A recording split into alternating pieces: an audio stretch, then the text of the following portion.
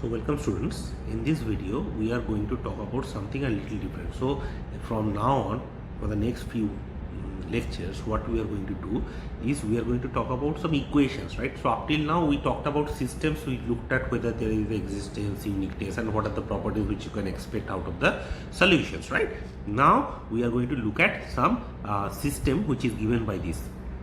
So consider the system, the equation. Consider the equation P naught of x y double prime, x is a variable here, right, plus P1 of x y prime plus P2 of x y. Okay, so this is a system. Let's say this is equals to 0 given. Again, here what we are doing is we are going to assume that P0, P1 and P2 are smooth. I mean, most of the times continuity is enough, but let's just say smooth. Smooth means it is at least C1. Okay, continuous differential, that is fine. Yeah, let's just take it like this. Now you see, the thing is, for let me just give you an exact idea of what we are trying to do here. Okay, see, we want to solve this problem. Yes. Now, why this problem? See, so let's put it as a small remark. Now, for this problem, let's say P0 x, P1 x, P2 x, these are all constant functions. So, if P0, P1 and P2 are constants, constants, let's say, then we can solve the problem, right? One can explicitly solve the problem, right? You remember e power mx kind of thing, right? Solve the problem, solve the equation. Yeah, and what about the inhomogeneous part? Of course, if you have the solution of the homogeneous part, you know that you can use Duhamel's principle to find out the solution of the inhomogeneous part. So that is there. Yeah, so we can actually solve this problem. But the thing is, what happens if you have a variable coefficient? So P0, P1, P2 are like smooth C1 functions. Now in this case, you see, so this is A, this is B. If P0, P1 and P2 are smooth, okay, then Picard gives us Picard's theorem. So how can you apply Picard here? Picard theorem, you remember, you can actually reduce it to a system, right? And that system and this equation are basically equivalent. For that system, given initial data, you know that there is an existence and there is a uniqueness. So basically, this equation has a unique solution. Okay. So then Picard's theorem guarantees unique existence, right? So basically, we know that there is a solution provided the coefficients are smooth enough. Okay, now the thing is this, what we want to do is it possible to explicitly solve? See, finding giving an existence theorem is fine, but the thing is, can you solve this problem? Yes, and as you have seen, the variable coefficient equation can be very, very tricky. Okay, even for some simple coefficients. So basically for simple functions also, if you are just assuming it, then also it becomes very difficult. Okay, but there are some instances where this is very easy to solve. How to do that? So here comes the idea of exactness. So what we are trying to do here is this. See, the thing is, let's call this as 1. The equation 1 is exact if P0 of x y double prime plus P1 of x y prime plus P2 of x y, this expression can be written as P of x y prime plus Q of x y, the prime of that. Clear? Okay, where P and Q are continuous, are differentiable functions, are continuously differentiable, so C1 functions. Why? You see, I want this expression, I want to write it like this, you understand? and so of course I am taking the derivative of that function. So basically I need p and q to be at least c1, right? So you see, if this is the case, then we say the function is exact. So basically the thing is, if you can find a p and a q c1 function such that you can write this expression like this, then we call it a exact equation here. Now you see the necessary condition, and also the necessary condition is this. When can you write it? Necessary condition.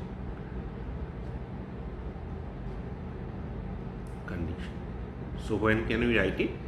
You see, if this is the case, then if you break it up, it becomes p prime y double prime plus py double prime plus p prime y prime plus q prime y prime plus, again what am I doing, q prime y plus q y prime. Is it okay? So that will be equals to p naught y double prime. I am not writing x all the time, it is assumed, right? So we are just avoiding it, plus p2y. Here, now you see, if you compute this thing, essentially what is happening is this. Now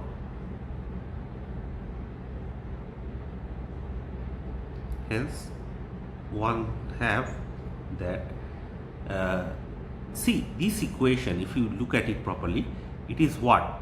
P minus p naught y double prime plus p prime, right? P prime, this equation, minus p1 y prime, okay, plus q, plus q is there, plus q y prime, okay, and then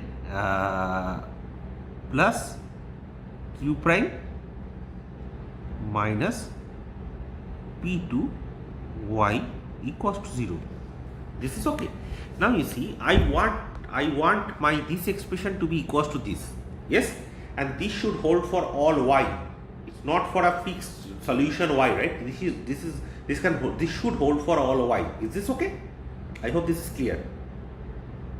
See, we are not trying to solve the problem. Essentially what we are doing is we are trying to say that this expression is equals to this expression, and for any y, essentially, it doesn't really matter what y is. So basically, let's say, and at least such a y such that y double prime exists and it is continuous, right? So basically we are looking for a y for this should hold for all y in C2. Is this okay? C2 of I, whatever the interval we are looking for in that interval. Yes. So you see, now take y of x to be, let's say, x, yeah?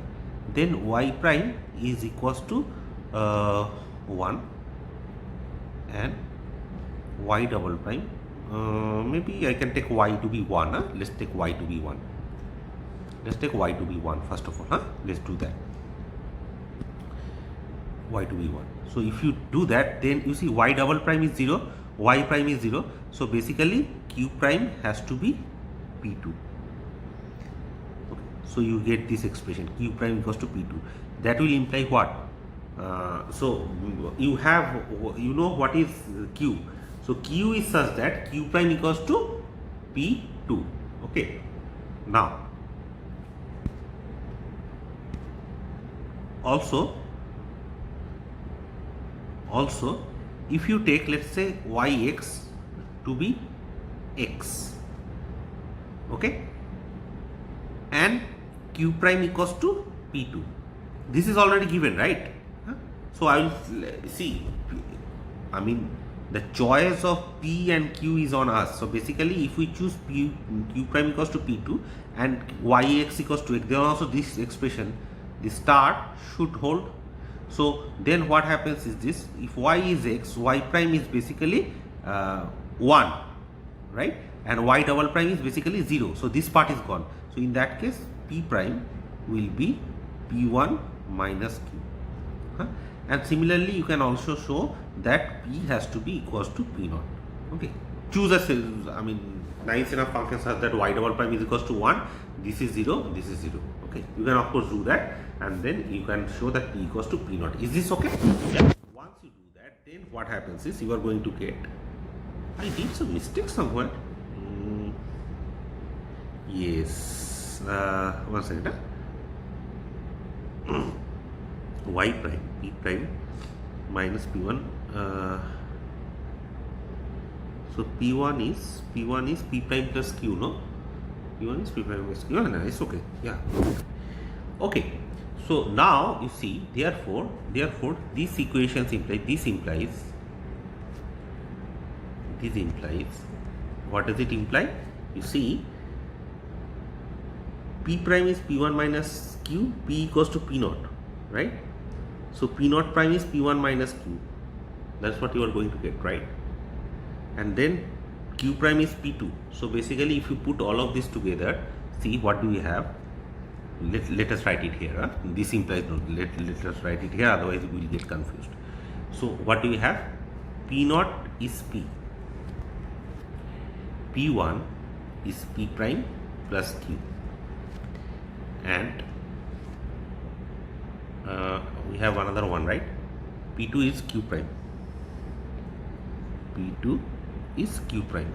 So if you put it together, therefore, if you put all of this together, it becomes P naught double prime of X minus P1 prime of X plus P2 of X is 0. This is okay?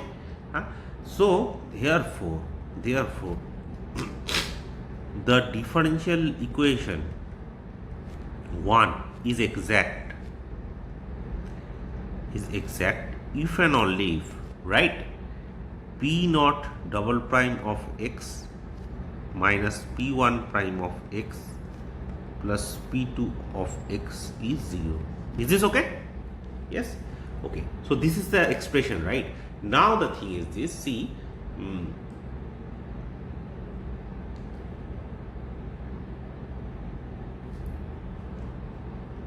if this is exact, what is so special about it? Let's say if you can show something is an exact, what is so special about it?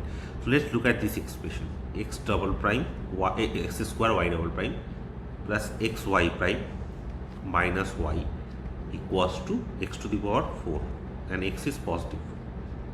Here, I want to solve this problem. Yes.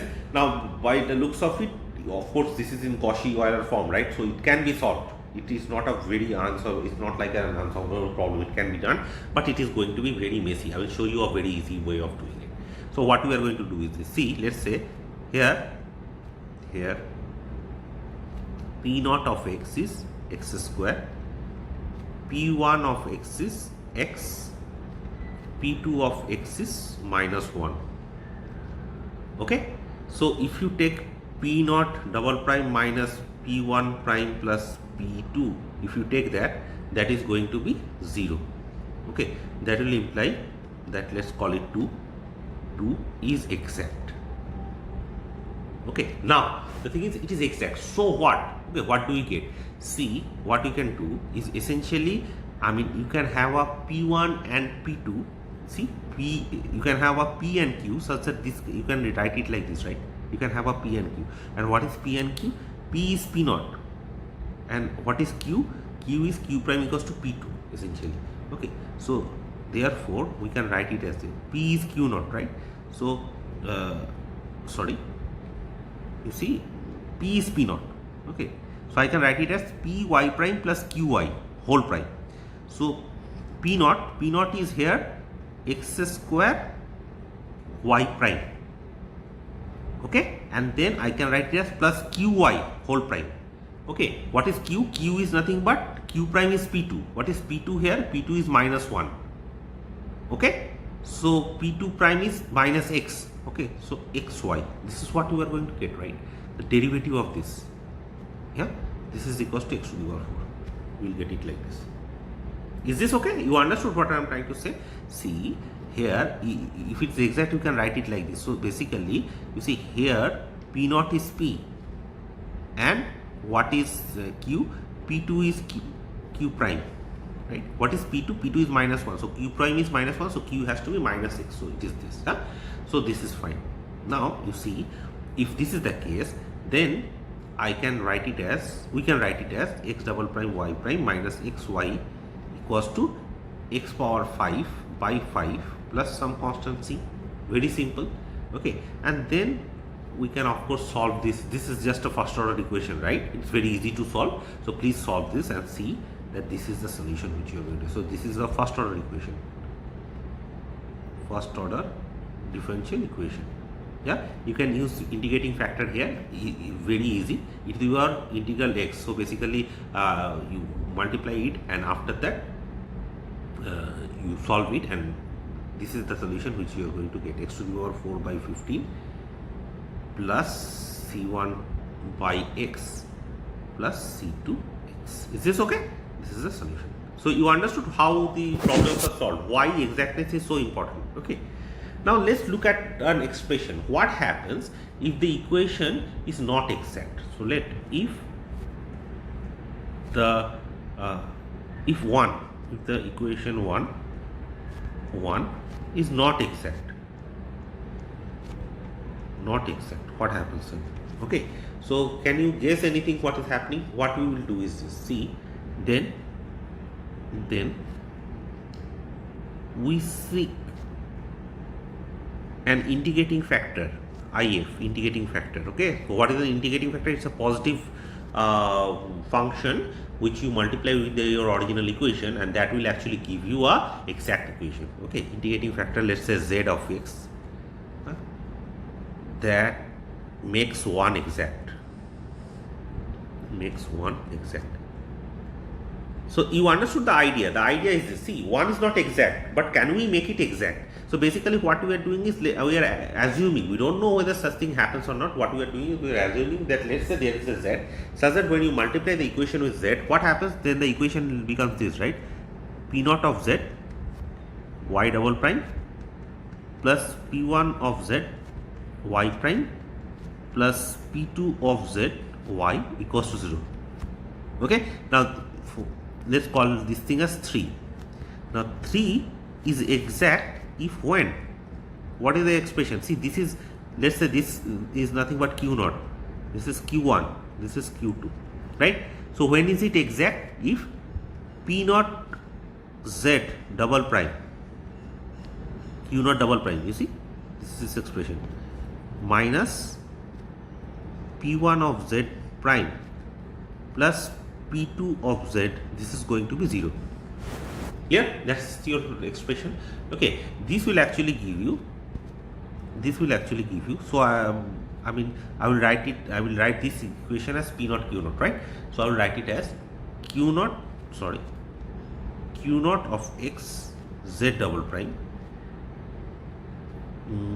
plus q1 of x z prime plus q2 of x z equals to 0. Okay, where what is q naught of x? Q naught of x is nothing but this expression, p naught of x q1 of x is nothing but 2 p naught of x prime minus p1 of x, and q2 of x is nothing but p naught double prime of x minus p1 prime of x plus p2 of x. Is this okay? Yeah, you can just solve it. So please check this part. So you can just solve this problem and just write it like this. Yeah. Okay. Now you see this expression. Let's just call it 4. Okay. So if you think about it, see that if you write this properly, so this also you please check this part. Check. 4 is equivalent to this system.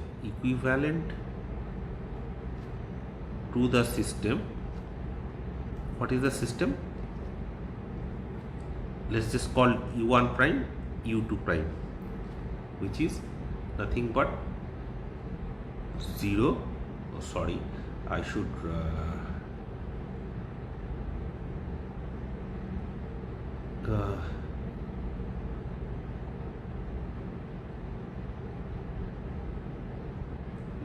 should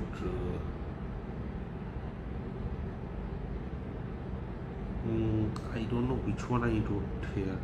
Okay, this one. Okay, so you see this one, if you write it in terms of a system, it will look like this, no? U1 prime U2 prime is 0 1 by P naught of x U1 U2. Okay, I'm just writing. You see, this is not 4, huh? This is not 4, this is 1. 1 is equivalent to the system. Okay, and then minus P2 of x and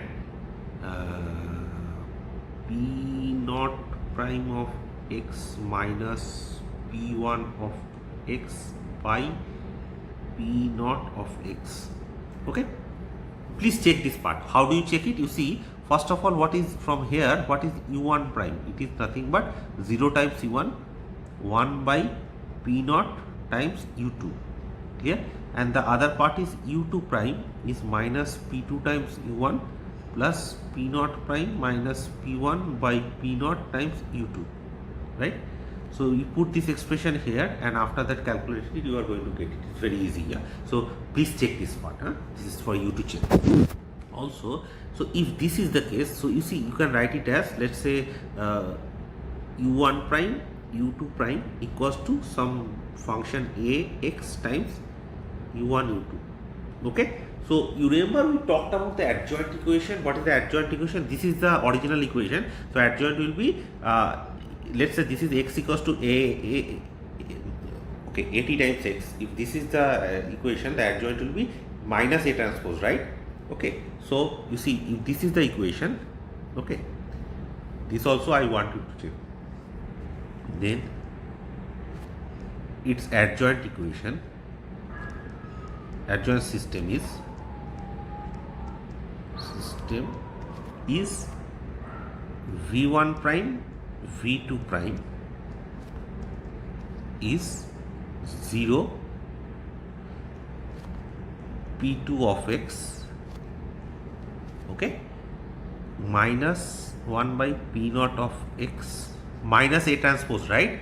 So exactly the same thing, minus A transpose, that is P naught prime of x minus P1 of x by P naught of x, and then V1 and V2. Is this okay? This is what we are going to get.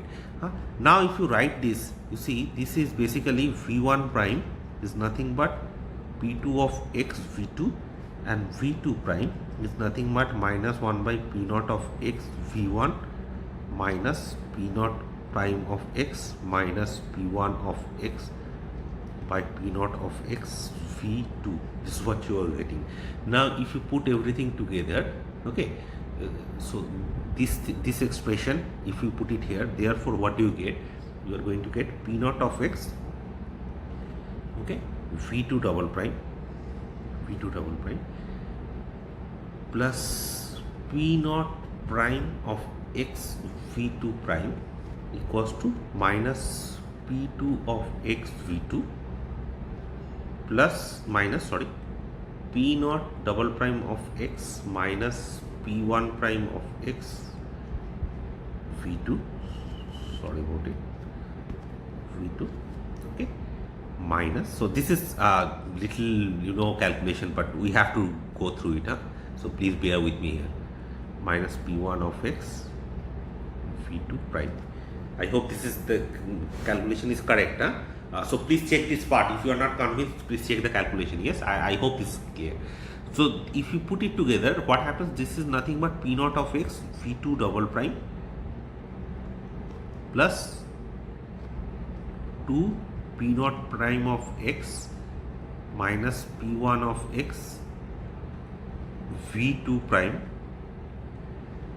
plus P naught double prime of x minus P1 prime of x plus P2 of x V2 is 0. Yes.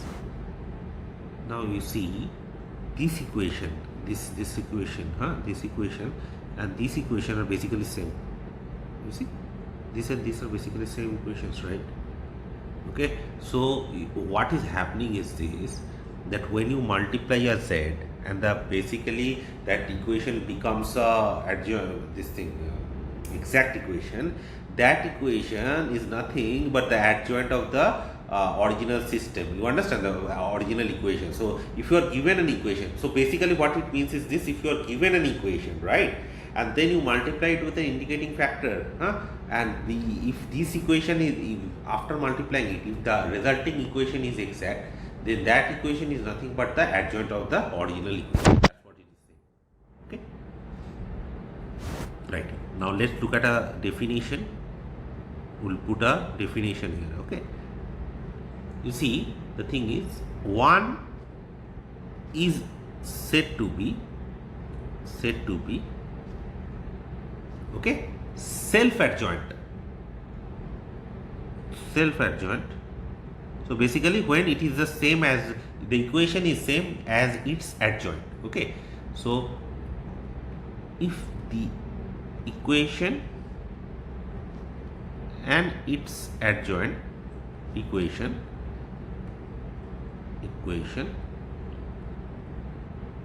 are same. I hope this is clear. Okay. You see, it may happen that the equation and the adjoints are basically same, right? In that case, we call it a self-adjoint equation. What is the relation? Therefore, one is self-adjoint if, what is the relation here? If P naught of x equals to Q naught of x, okay, and the other expressions, P1 of x has to be equals to Q1 of x, and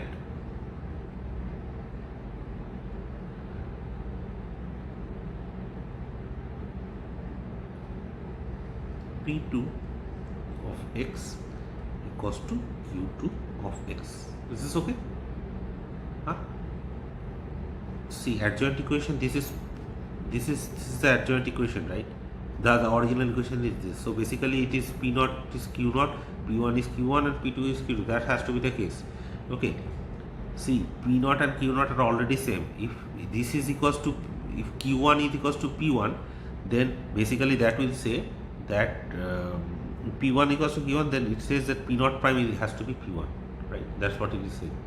So therefore, which implies that P naught prime of x has to be equals to P1 of x. Okay, so that is the relation which the equation has to satisfy for this to become a self-adjoint equation. Okay, so let's put it. Therefore, one is self-adjoint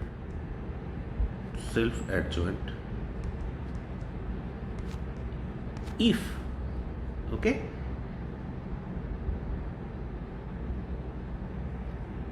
you see, this is 1, right? P1 of x y prime plus P2 of x y equals to 0. Now you see, if it is self-adjoint, P naught prime is P1. So it is, you can write it as this: P naught of x y prime whole prime plus P2 of x y equals to 0. This is a self-adjoint form. Okay. Please remember that it is extremely important. You must remember this thing. We are going to work with it a lot. This is the self-adjoint form of 1. Is this clear? Okay. So this is the form. Okay.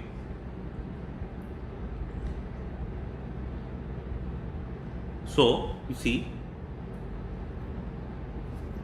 hence what did we find? Let's just understand that. So you see, we multiplied let's say sigma x with 1. We multiplied sigma x with 1. Okay, and if it is self-adjoint,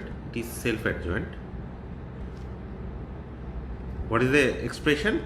See, 1 is given, right? Yes. And now I want 1 to be self-adjoint. Okay, what is the expression? If P naught prime is P1. Okay, so 1 is given by this equation.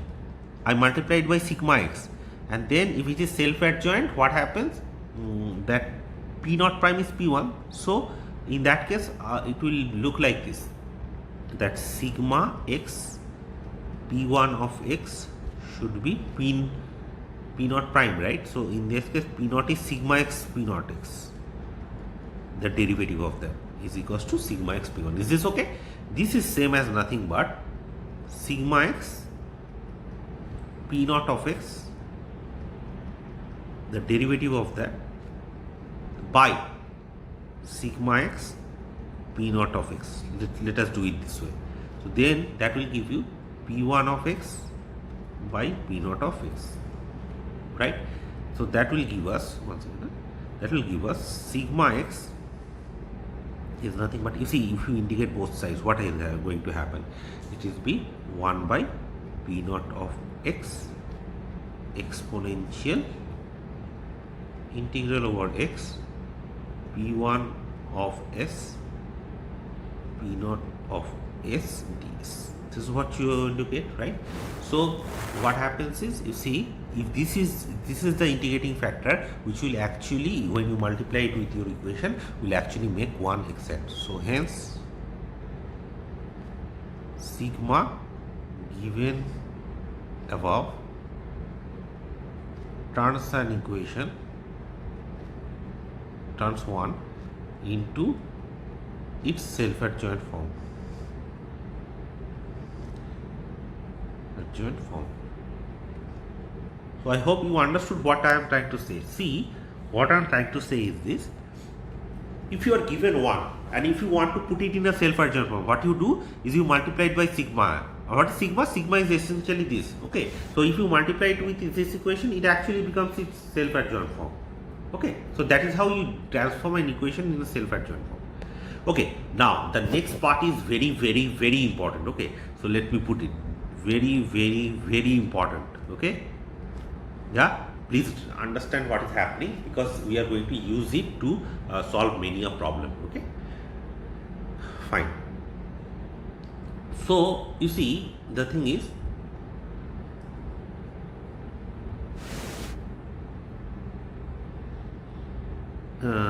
one second, where did I put it? Okay, let me write it this way.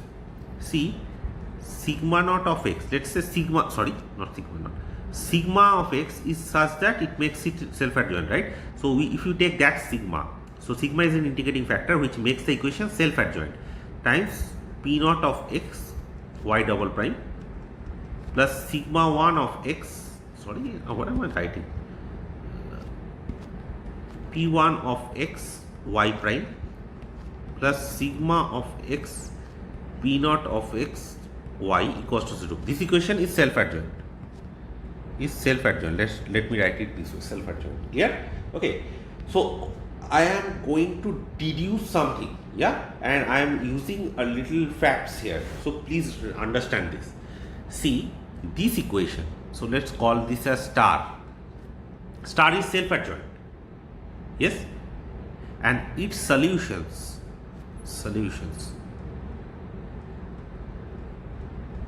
okay, are also its integrating factors.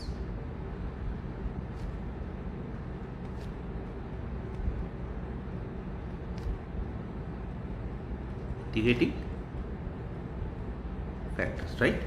This is quite evident. You see, if you solve this is the self-adjoint equation, right?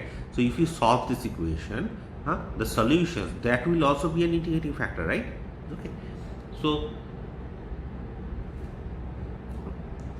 but since star is what? Star is essentially 1 multiplied by sigma x. Okay, so but since star is 1 multiplied by sigma x, what does that imply? That will imply, hence that will imply that the solutions of star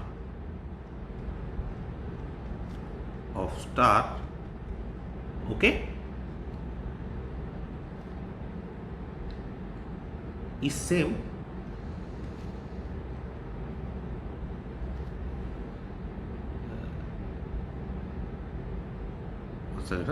one second, by mistake I am writing something. The solutions are negative whether that is fine, and star is nothing but sigma x times 1, right? That's what it is, yeah.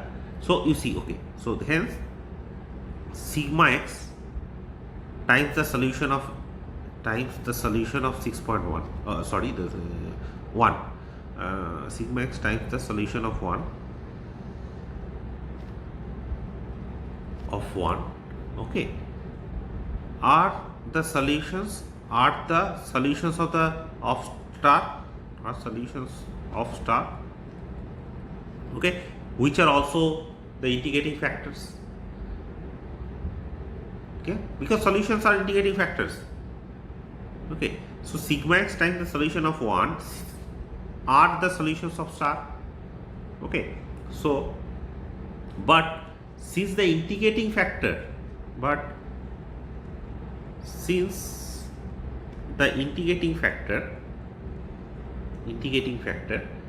of 1, okay, are solutions of the adjoint equation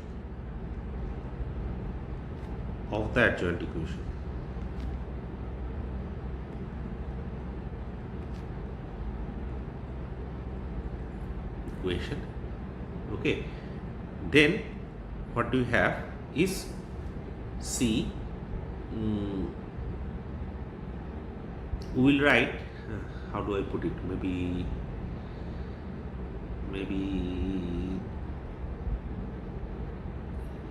one second, okay. So you see, where is that equation gone? I don't know. There are so many equations, it gets confusing. Okay, 4. Okay, so you see, this equation is nothing but the equation multiplied by the integrating factor, right? So and the solution is given by z, okay. So what happens is, then z of x can be written as sigma x times what is it, y of x, no? Okay, fine, yeah. And hence zx by y of x is nothing but sigma x, which is again given by 1 by p naught of x exponential integral p1 of s by p naught of s ds, okay. Is this okay? Sigma x is given by this, right? So I'm just writing it this way. Yeah, okay, fine. So this is basically the thing which we need, huh? So essentially this is the expression which we need, yeah. Now the thing is this, I just wanted to reduce this part, that zx can be written as sigma x times yx, where sigma x is given by this. That's the important part, okay. Now why it is important, let me just do this part, and then we are going to finish this video. So with an example, why this is important. Example, this makes our life very easy. Why? Because let's look at this problem, xy double prime plus 2y prime plus a square xy equals to 0. Okay, let's say x is positive here, okay, x is positive here. So this is not exact. Why it is not exact? Is not exact, let's say the equation is not exact. Why it is not exact? Because if you look at p naught double prime minus p1 prime plus p2, this is 0, this is 0, so ultimately this is just an x, a square x, which is definitely positive, okay. And what about its adjoint? Its adjoint equation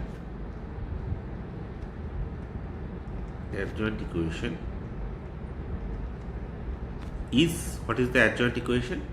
It is given by x z double prime, okay, minus 2z prime plus a square xz. That's the adjoint equation. See, this is the adjoint equation. Where is it? I wrote it somewhere, no? Where is the adjoint equation? This one, the 4 is the adjoint equation, okay. So you just write that part. So given an equation like this, first of all write down the adjoint. So that is, what is the adjoint equation? It is given by x z double prime plus a square z equals to 0. Here x is positive, so that will imply that z double prime plus a square z equals to 0. Yes, this is the adjoint equation, right? Now the general solution of this adjoint equation, what is the general solution? That is given by c1 times cosine ax plus c2 times sine ax. That is your z of x, right? Okay. And what is sigma x? Sorry, sigma x. So what is sigma x? It is 1 by p naught, right, which is x, and then exponential integral p1 to by p naught t dt. So if you calculate it, this is log, right?